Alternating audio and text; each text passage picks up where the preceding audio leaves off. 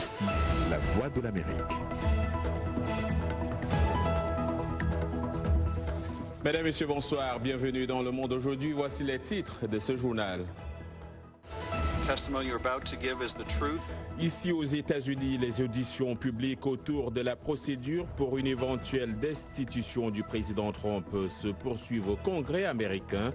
Marie Yovanovitch, ex-ambassadrice américaine à Kiev, a témoigné ce vendredi.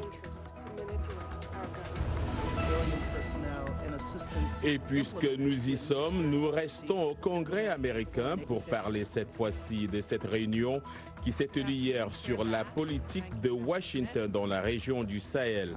Notre correspondant Modibo Dembélé nous en fait le résumé.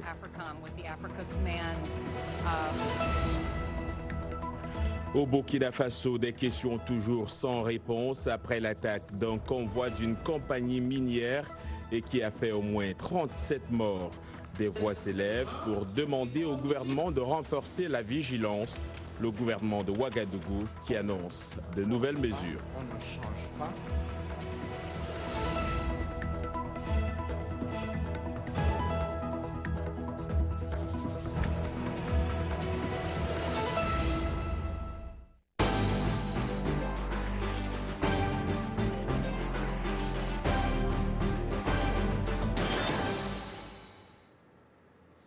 Ici aux États-Unis, donc, les auditions publiques engagées dans le cadre de la procédure d'enquête pour une éventuelle destitution du président Donald Trump étaient ce vendredi à leur deuxième jour. Marie Yovanovitch, l'ex-ambassadrice américaine à Kiev, a témoigné devant les membres du Congrès. Retrouvons sur place Arzouma Compaoré. Arzouma, bonsoir. Bonsoir, John. Alors, est-ce qu'on peut revenir sur cette deuxième journée d'audition? Oui, John, l'un des moments forts de cette deuxième journée d'audience a été les échanges d'arguments en temps réel entre le président Trump et Marie Yovanovitch, ancienne ambassadrice américaine à Kiev, entendue au Congrès dans l'enquête pour la mise en accusation du président américain. Ce dernier n'était pas dans la salle, mais a tweeté en référence à la diplomate qu'il avait brusquement rappelée à Washington en mai. Partout où Marie Yovanovitch est passée, les choses ont mal tourné. Puis il a ajouté: elle a débuté en Somalie et regardez comment ça s'est terminé. Un peu après, l'élu démocrate Adam Schiff, en charge de l'enquête, a lu ses tweets à Mme Yovanovitch en plein milieu de son témoignage retransmis en direct à la télévision et lui a demandé ce qu'elle en pensait. Je vous propose d'écouter sa réponse.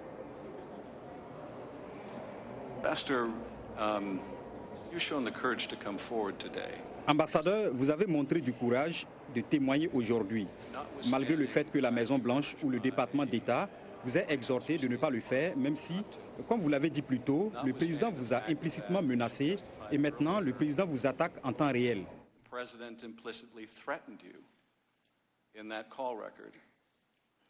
Quel effet pensez-vous que cela a sur la volonté des autres témoins de se manifester et de dénoncer des actes répréhensibles?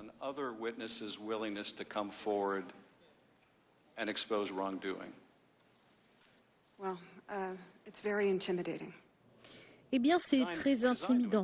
Je veux dire, je ne peux pas parler de ce que le président essaie de faire, mais je pense que cela a pour effet d'intimider.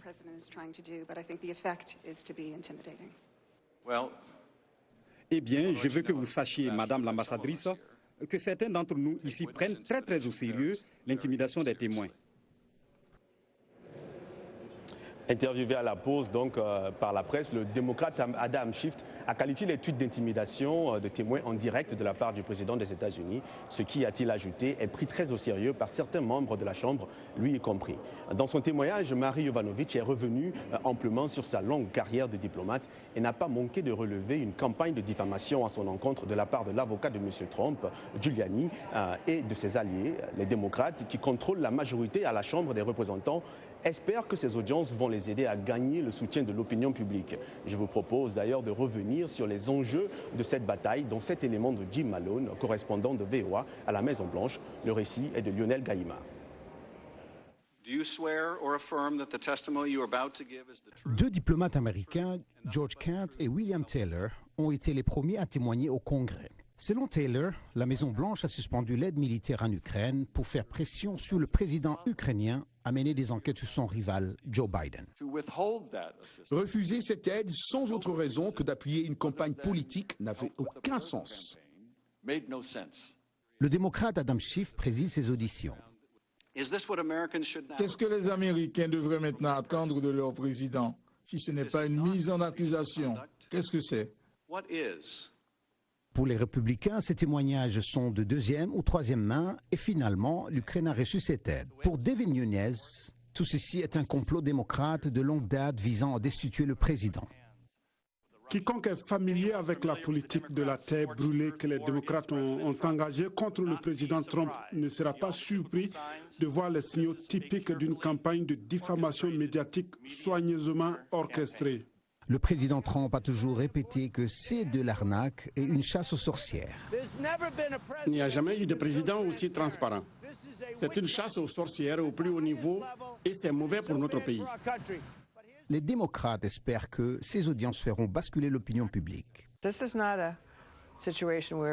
Ce n'est pas une situation où la Chambre des représentants et le Sénat veulent renvoyer quelqu'un parce qu'ils ne l'aiment pas. Ce serait une erreur et ce n'est pas ce qui se passe ici.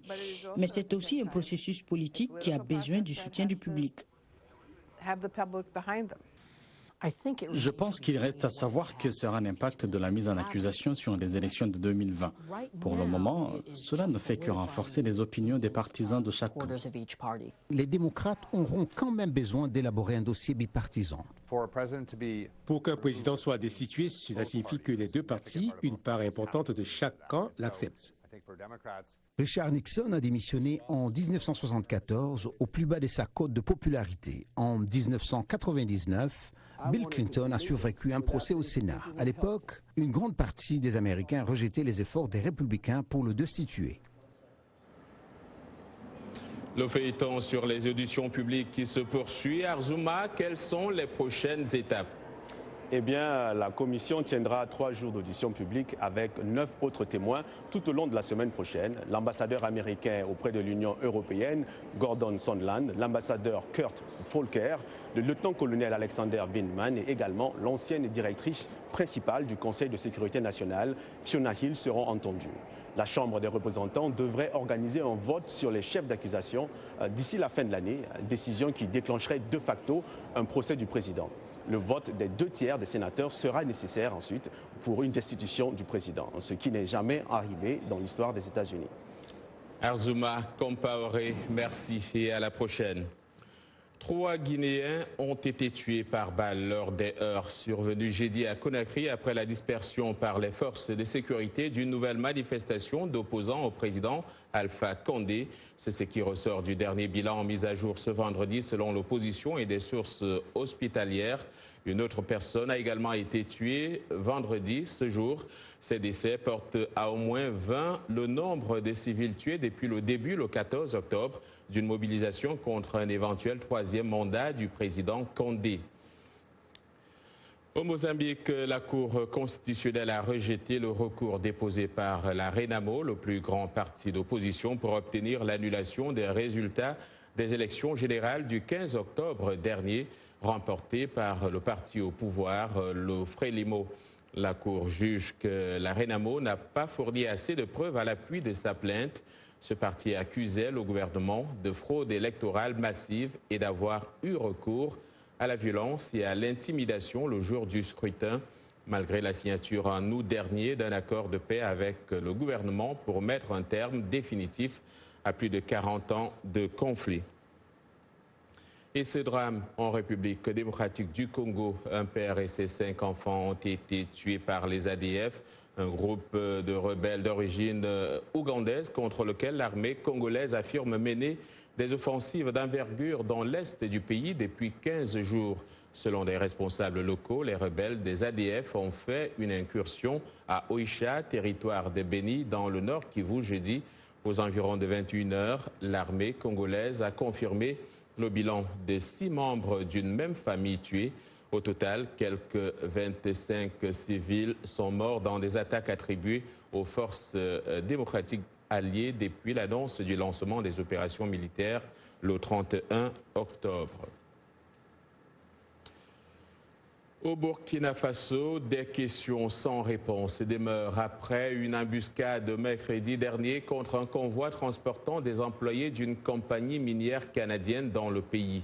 Au moins 37 personnes ont été tuées, faisant de cette attaque la plus meurtrière depuis près de 5 ans de la violence djihadiste dans ce pays d'Afrique de l'Ouest.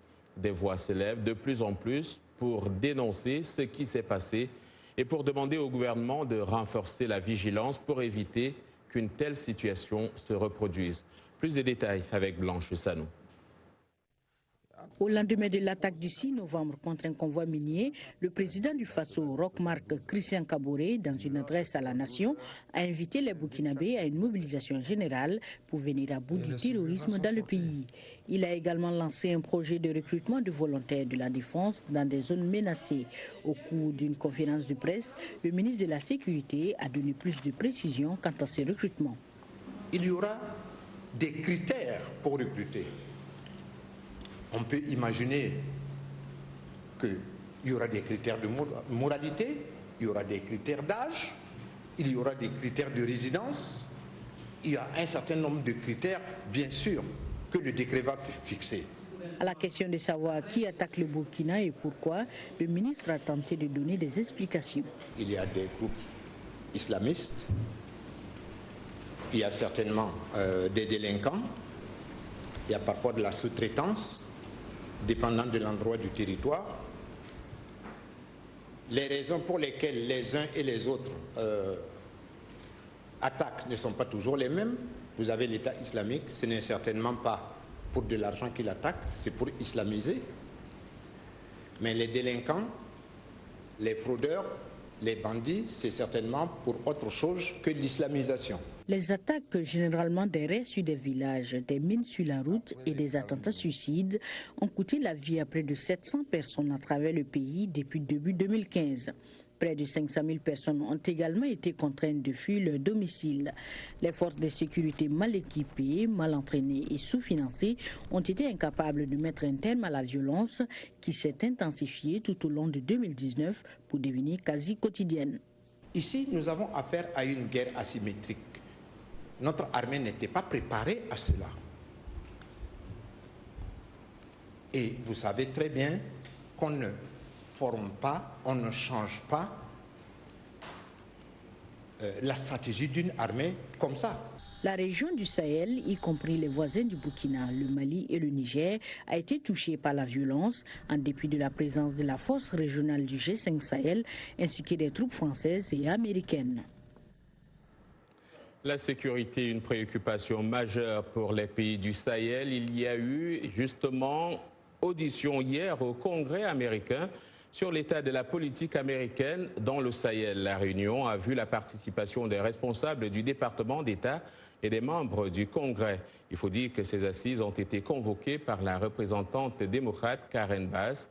L'objectif des députés américains, c'était d'entendre la version des responsables du ministère des Affaires étrangères s'agissant de ce que les États-Unis font dans la région du Sahel. Modibo Dembélé.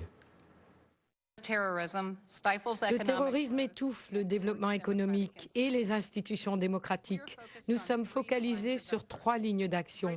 Une grande coordination avec les partenaires internationaux et régionaux, renforcer la légitimité des États dans la région et l'application d'Alger dans le cadre du Mali. En dépit de nos efforts, la situation dans le Sahel continue de se détériorer. Le Burkina Faso fait face à son propre terrorisme et combiné avec la violence transfrontalière et son habilité à répliquer est minime. Nous utilisons les moyens de défense diplomatique et les initiatives de développement pour contrer la crise et empêcher la violence de se propager. Par contre, le Niger œuvre pour contrer l'extrémisme religieux en dépit de l'instabilité dans les 4 coins de ses frontières. Le Niger est un bon partenaire dans un mauvais voisinage.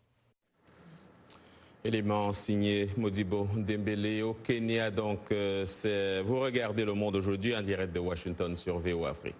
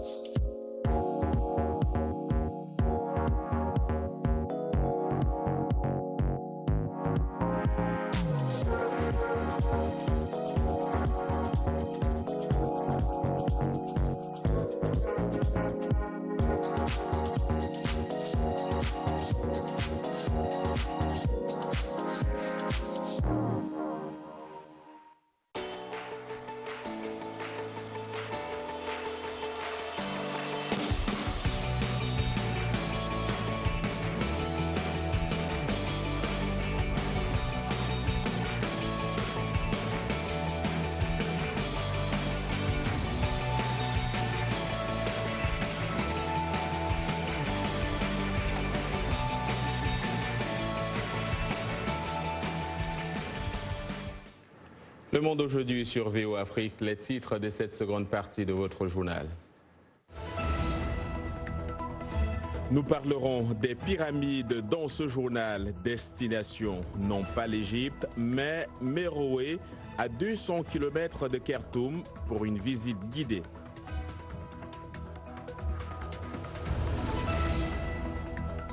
Dans Culture Hebdo ce soir, Roger Muntu sera là pour nous parler de deux Moniques, l'une actrice américaine qui vient de porter plainte contre Netflix et l'autre une talentueuse chanteuse africaine qui était de passage à VO Afrique.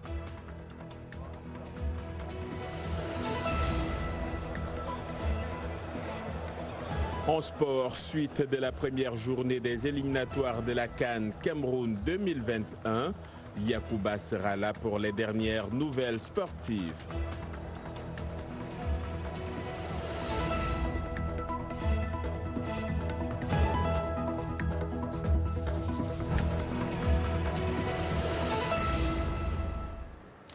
C'est vendredi et c'est l'heure de Culture Hebdo, un rendez-vous hebdomadaire avec Roger Muntu. Roger, bonsoir et bienvenue. Bonsoir, John.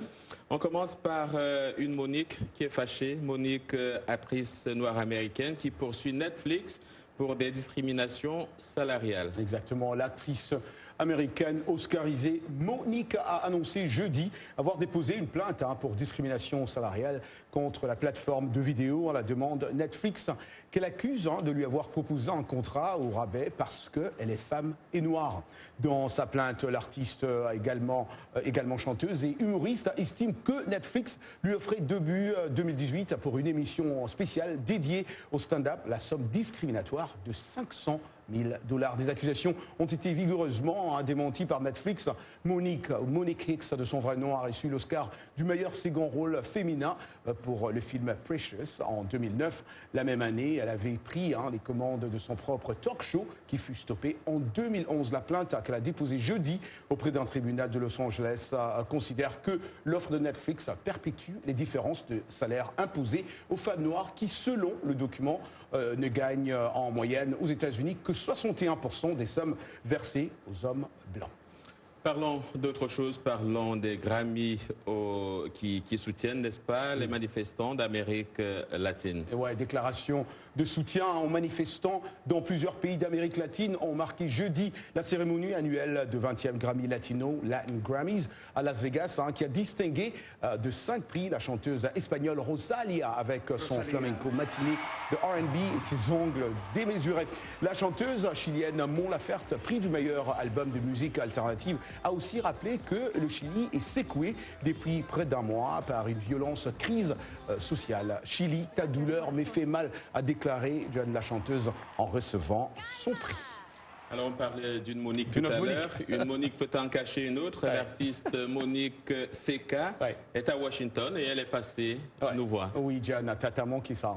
Oui, elle était là. Elle est là pour une série de concerts avec la maison Prestige. Monique Seka continue de faire la fierté de la musique ivoirienne, pourquoi pas africaine, même si elle ne sort plus des albums aussi fréquemment qu'il y a quelques années. L'auteur de Missoua, cette chanson qui a fait bouger l'Afrique, a eu une carrière musicale impressionnante. Elle était notre invitée. Je vous propose de suivre cet extrait.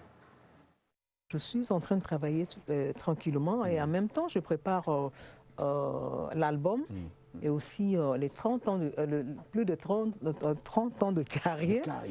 Voilà, que nous sommes en train de préparer. Ouais. Mais je ne fais pas de tapage. Pas de tapage encore. Non.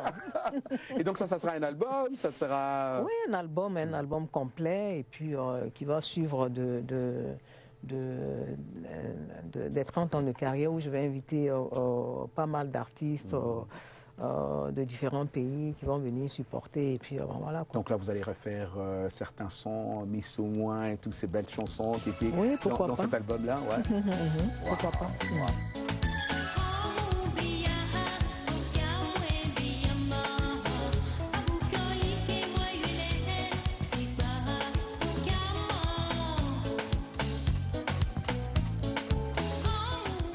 Ça fait bouger tout le monde, c'est chaud. Je voulais chanter, mais je vais m'abstenir. Et tout de suite, place à notre agenda culturel.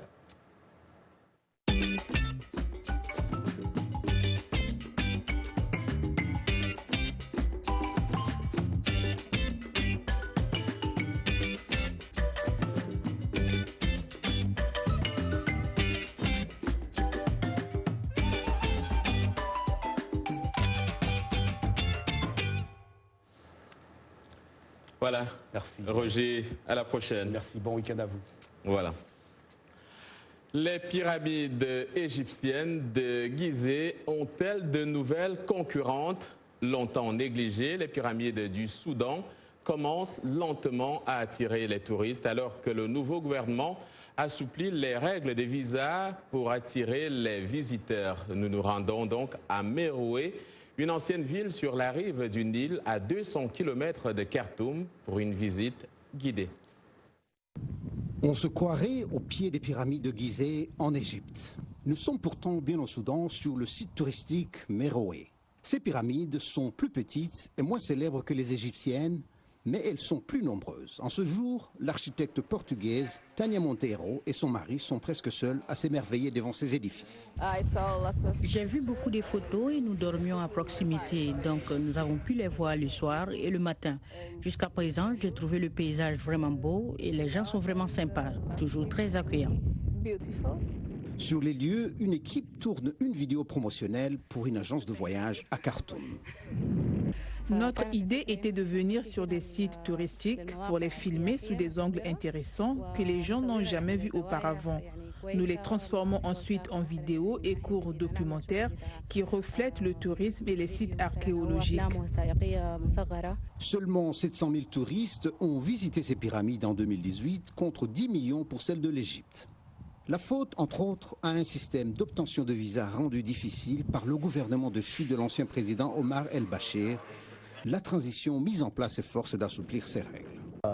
Nous nous attendons à ce que, grâce aux procédures que nous avons commencées, les visas soient accordés dans le plus bref délai, que le visa soit donné à l'arrivée à l'aéroport. À ce problème de visa se greffe un manque de routes et d'hôtels décents en dehors de la capitale. Les pyramides sont aussi menacées par l'ensablement.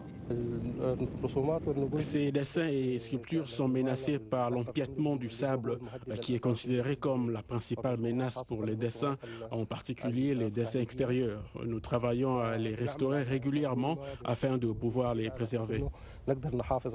Préserver ce site équivaut à protéger une culture, celle de la dynastie nubienne Kush, qui régnait dans la région il y a environ 2500 ans. Des membres de la famille royale ont été enterrés dans des tombes pyramidales. Grâce au financement du Qatar et de l'Allemagne, les visiteurs de l'ancienne ville de Meroé pourront bientôt entrer dans les pyramides et même dans les tombes. Vous connaissez tous la tiéké, voici la toukpo.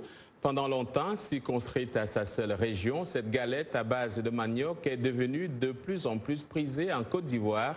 Un succès grandissant qui a inspiré aux femmes à Bourré de s'organiser en coopérative afin de créer une filière pour développer la toukpo. Reportage à Beaunois de Kofi Akessé. Les images sont de Gildas Mahan. La toukpo est une spécialité culinaire originaire du peuple abouré localisé dans le sud-ouest ivoirien. Cette semoule, présentée sous forme de galettes plates et souples, est à base de manioc et suit plusieurs étapes pour sa conception. Après les avoir épluchés et bien lavés, les tubercules de manioc sont passés à la broyeuse. La semoule obtenue est ensuite tamisée avant d'être cuite pendant 2 minutes dans des marmites spécialement adaptées. Anciennement destinée à la notabilité et à la royauté abourée de la ville de Beaunois, la toukpo est encore aujourd'hui dans sa fabrication l'apanage de femmes d'une certaine lignée, mais sa consommation s'est de plus en plus démocratisée et il est désormais consommé par les populations des grandes villes ivoiriennes comme Abidjan. Je vends de la toukpo, je la fabrique moi-même depuis 2002. Des fois on l'exporte en Europe, au Burkina. Ça m'aide à m'épargner, ça m'aide à m'occuper de mes enfants, à m'occuper de ma famille. Ayant constaté l'opportunité d'une source certaine de revenus, les femmes de la commune se sont organisées en association pour augmenter leur capacité de production et asseoir les bases d'un commerce prospère et périn. Ça fait déjà 3 ans que notre association existe. Nous regroupons au sein de notre association 150 femmes. Notre rôle, c'est de pouvoir ventiler notre marchandise en Côte d'Ivoire et sur le plan international. Avec un chiffre d'affaires de 267 millions de francs CFA, générés en 2018, selon la représentation locale du ministère du Commerce, la vente d'Atoubou, grâce notamment aux exportations, est définitivement en train de se positionner comme un prochain filon à exploiter pour les années à venir. Retrouvons tout de suite Yacouba Ouedraogo, c'est pour parler du sport et des éliminatoires de la CAN Cameroun 2021. Bonsoir. Bonsoir John et bonsoir à tous. Effectivement, c'est la suite des matchs de la première journée de ces éliminatoires de la CAN Cameroun 2021. 2 matchs en cours. Le Maroc est pour le moment tenu en échec à domicile par la Mauritanie 0-0. 2-1 pour les aigles, disons, de Carthage dans le duel nord-africain entre la Tunisie et la Libye. Hier, l'Égypte, sans Mohamed Salah blessé, a été tenu en échec par le Kenya 1-1. 1-0 pour les Comores devant le Togo. Le Mozambique a battu le Rwanda 2-0. 2-2 dans le duel ouest-africain entre le Mali et la Guinée. Ailleurs, le Ghana a dominé l'Afrique du Sud 2-0. L'Algérie, championne en titre, a été sans pitié devant la Zambie laminée 5-0. 0-0 entre la République démocratique du Congo et le Gabon.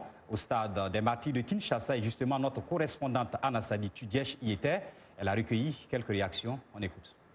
Sur le match, notamment sur l'occasion finale, notre buteur Pierre-Emerick tombe face au gardien qui fait un super arrêt. Je pense qu'on aurait pu clore la rencontre ainsi.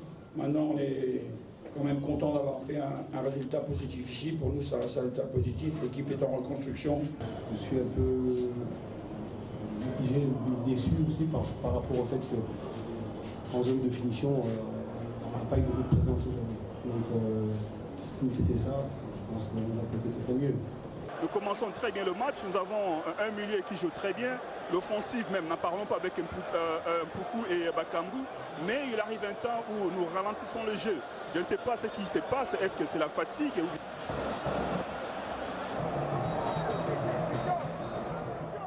Les matchs de cette première journée se terminent demain avec l'entrée en liste du groupe K, à suivre Madagascar, Éthiopie et Côte d'Ivoire, Niger. On en reparle lundi. Au revoir. Un week-end foot donc Yacouba, et à samedi, c'est la fin de ce journal. Merci d'avoir suivi. Excellent week-end à toutes et à tous. Bonsoir.